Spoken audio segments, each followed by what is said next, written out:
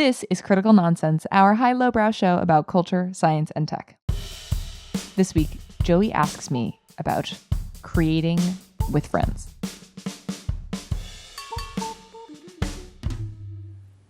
Woo! Don't you remember you told me this is a podcast, Joey? And this is what an executive producer and carpenter, Jess Vander, sounds like. Hi, this is Jess. Once been a carpenter, always been a carpenter. Carpenter's gonna carpent. I don't know. Is that what is the etymology of a carpenter? Jessica, Yeska. I want to talk to you about making stuff, Oh, I like making stuff. creating stuff. I saw, as I'm want to do, a few weeks ago, a tweet, a sheet, an X-sheet. I'm gonna still say tweet. I saw a tweet from someone called Climate Ben. Wait, At imagine Climate if it were a shit. It's and it said, "My grand theory of life is just to hammer the shit out of quadrant 4." And it is a 2x2 grid talking about consuming versus creating and alone with friends. And it says consuming alone, bad. Creating alone, good. Consuming with friends, fun. Creating with friends, meaning is found here. And it gives examples in each of the quadrants. And I've been thinking a bunch about it since then, particularly because I am a person who has trouble doing anything by myself. Wow. Like, just very relatable. just like telling on myself, I guess. Yeah. Can't do anything alone. I started my career convincing Ben to be a strategy partner with me. Like all the creative projects I did in grad school and prior were all like group things where I'm getting other people involved to create some sort of accountability structure on myself to like, Yep. even if the exercise is individual, the project is group. So then I'm like, Yep. well, I have to do this thing because they're going to have to do this thing. So, Counting on me. When I had been working out prior, but then when Ben was like, oh, I want to start working out. Can you show me how to work out? And then I was like, oh, well, Ben is going to be at the gym, so then I'll go more frequently. Then Ben moved away and I got kind of more wobbly about it. And recently I'm like, okay, I'm going to pay a trainer to be that person just so I show up. Like I know how to do all the things, but I just need someone staring at me to do it. And so I've been thinking a lot about this idea because I think I believe it to be true. That idea of like creating with friends does, at least for me personally, give a lot of meaning. It is like a joyful exercise. It deepens relationships. Like I really enjoy that thing. And also in sort of whether because I am, a person of a certain age or it maybe like the current cultural context of like a increase in isolation or whatever sort of like headliney type thing we're talking about right now. It feels a little bit harder to ask someone to be like, hey, you want to like start a creative side project or something like that. So my question for you is, how do we create more with friends? Step 1, make some friends.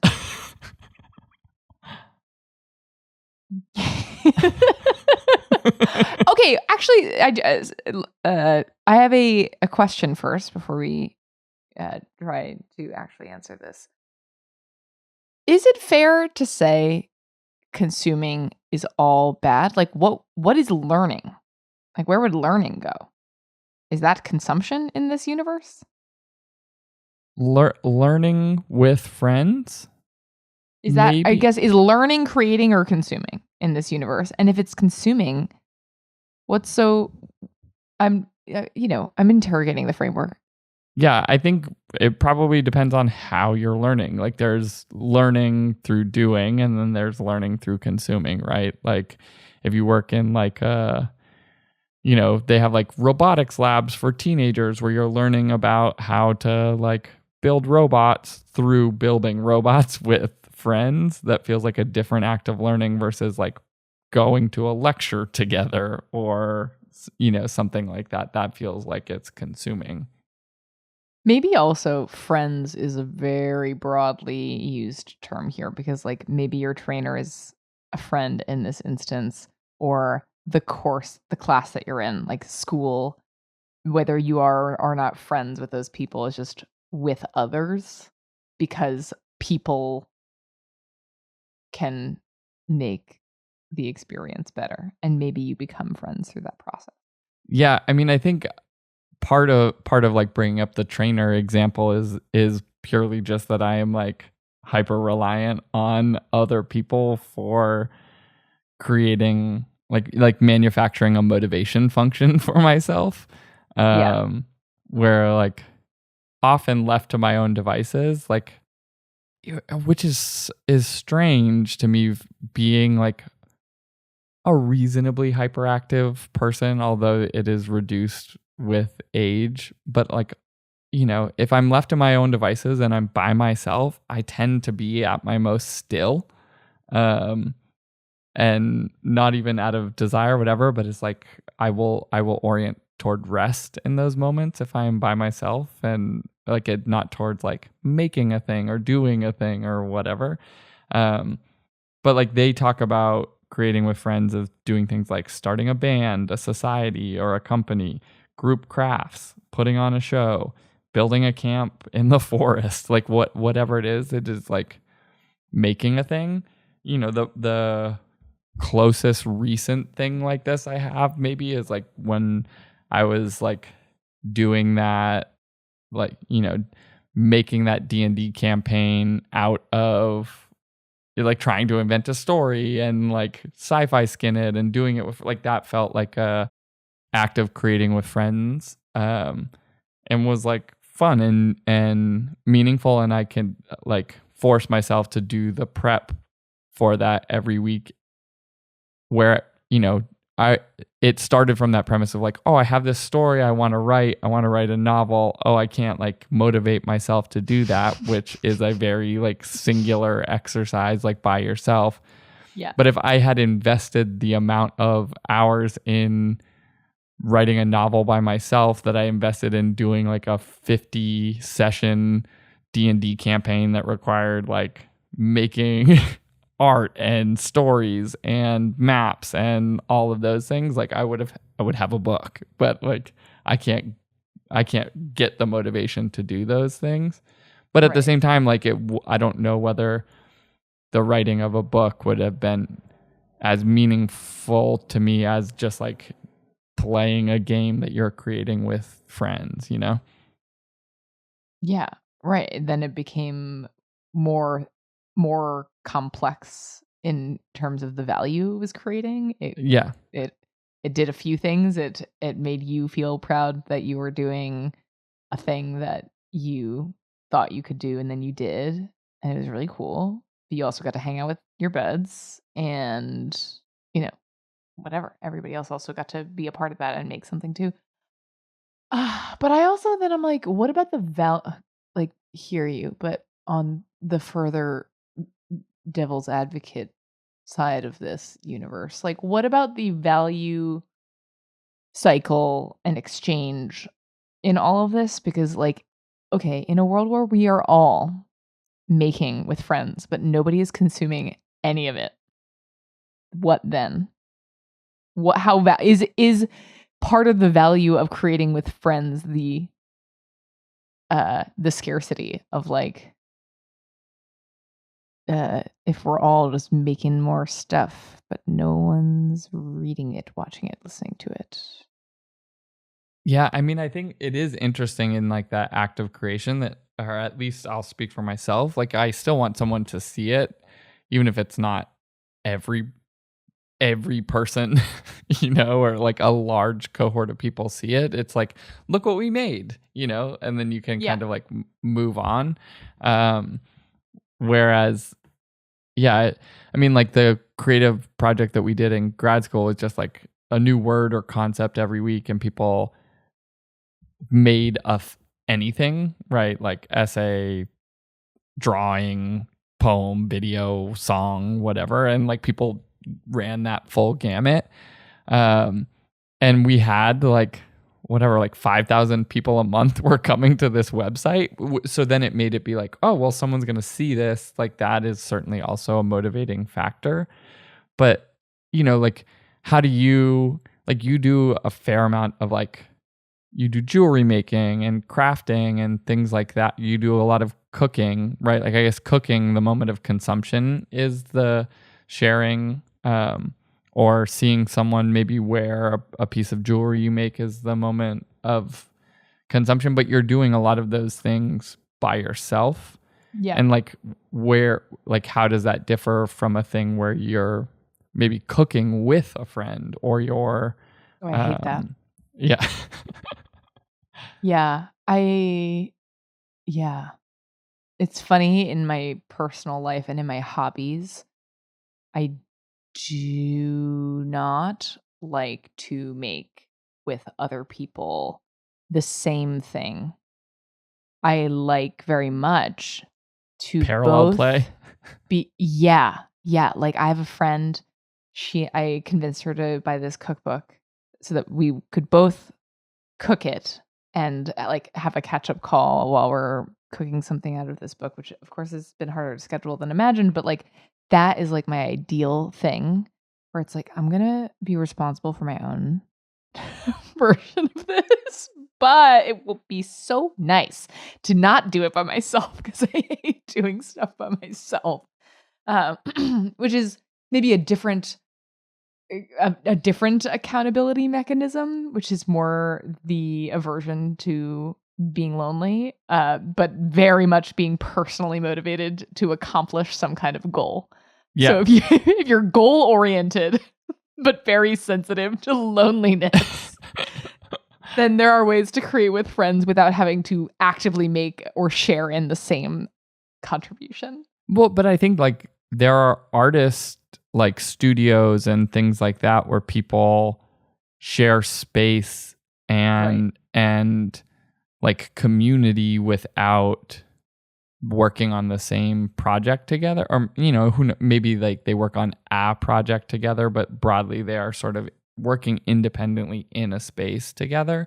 And so that maybe is like that middle ground thing of like you're an independent artist, but you are still relying on what you said of like working, but not in total and complete isolation. Yeah. I also think you brought up something that I think is particularly interesting in interpreting this, what was previously just like a silly chart, but now we're taking it very seriously, is Hi, have is you like met a strategist before? Yeah, exactly. Hi. Have you met us? Yeah.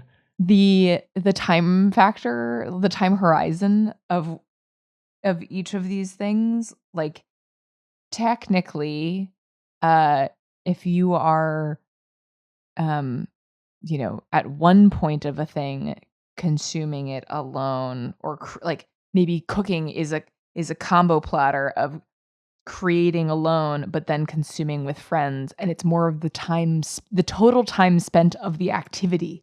You can spend longer at a dinner to enjoy said food if you are sharing it with other company. More likely, like you can extend and protract experiences that slow down time if you share them with other people. It's harder to do that by yourself because you're like, well, I'm done. So now what? Yeah.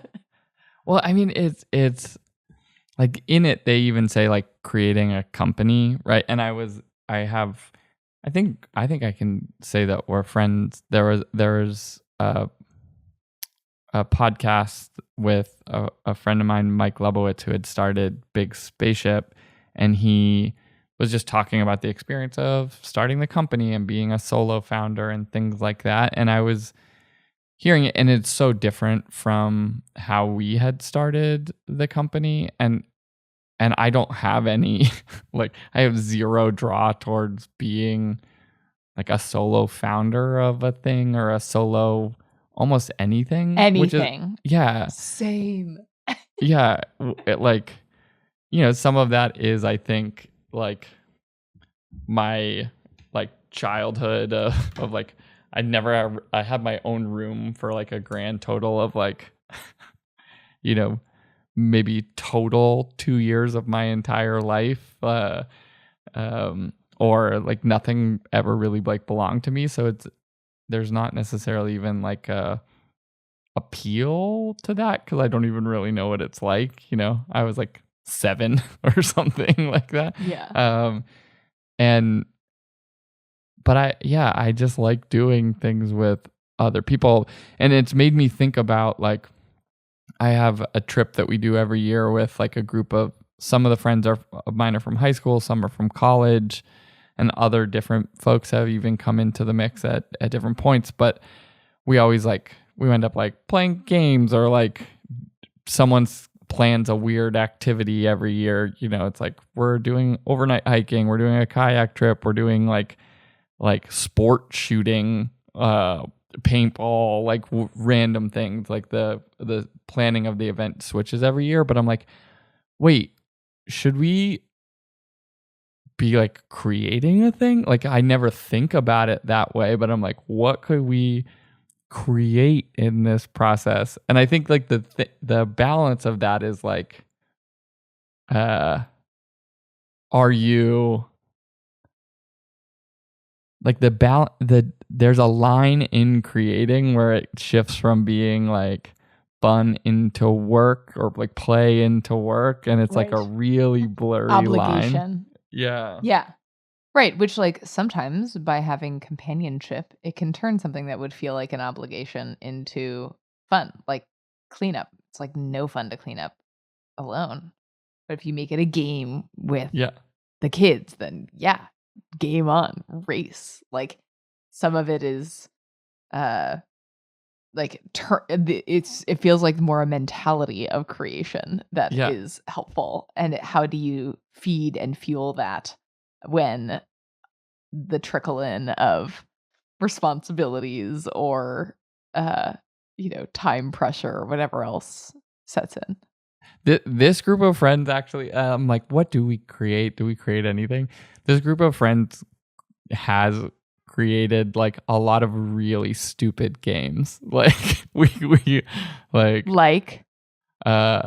in college we created a game called Garage Ball, which was a combination of the name of our dorm and dodgeball, and it involved taping lines in the hallway and taking, like, at the time you could get these Powerades with like your meal points to like out of like food you could bring back to your dorm. And so there was like, everyone had Powerades in their room, and we would take the caps off of them and hold them like a handheld frisbee and just like try and chuck them at each other. But there was like out of bounds lines and lines you couldn't cross, and it's kind of bocce adjacent a little bit. It's like dodgeball / shuffleboard. Yeah, and like you could catch it, but if it touched you and you didn't catch it, then you lost a point. Like, we're like all throwing out our shoulders. The caps are lava.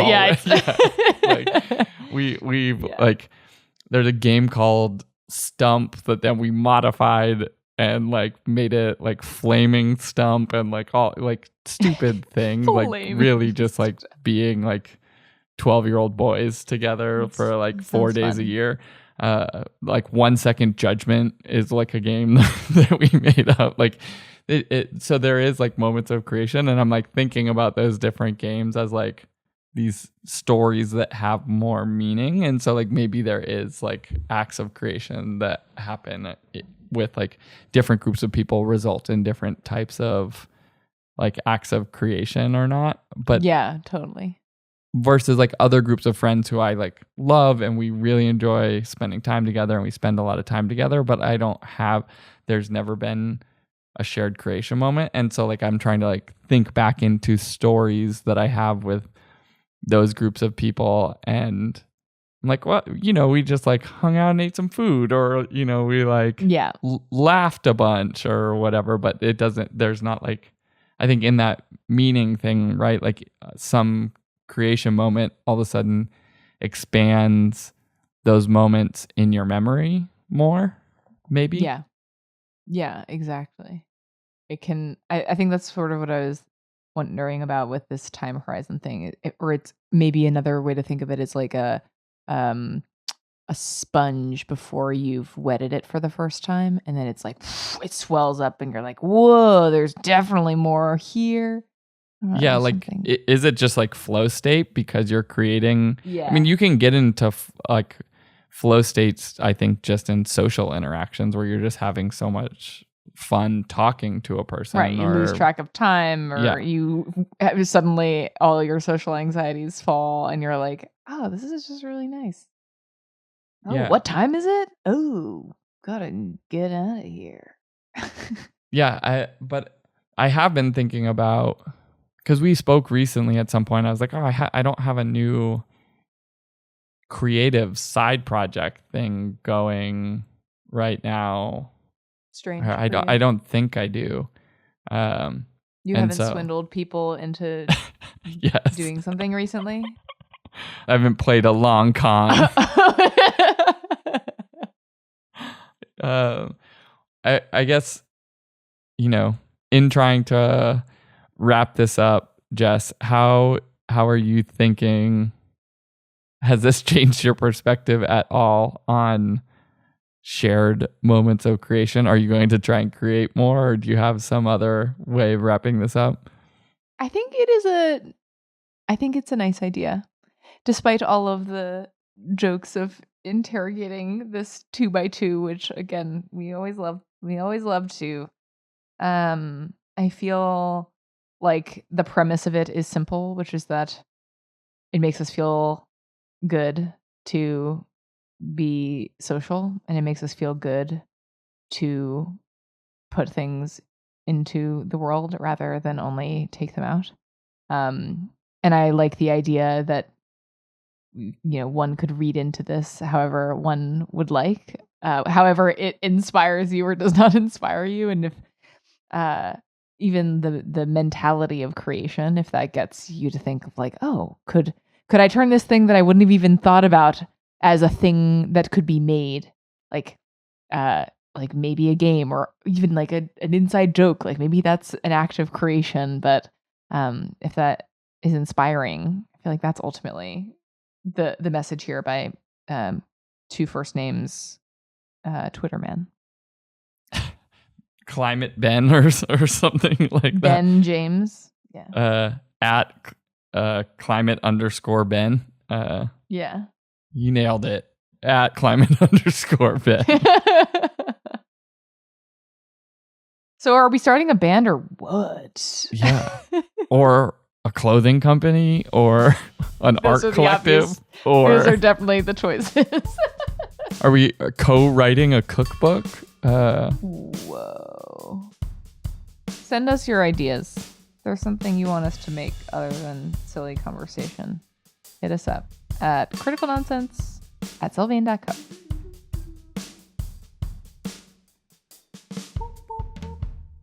Critical Nonsense is a Sylvain production.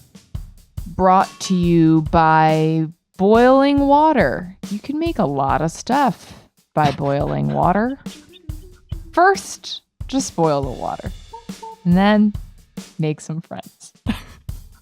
I heard someone recently call it water-based cooking, and it was just soup. What? It was just soup. I was like, that's just so soup. Dumb. That's crazy. As always, thanks to our executive producer and water-based cook, Jess Vander. Thanks, Julie. We'd also like to thank our sound engineer and creator of this podcast, Alex Contel.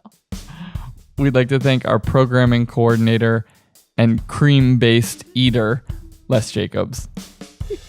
Ice cream aficionado.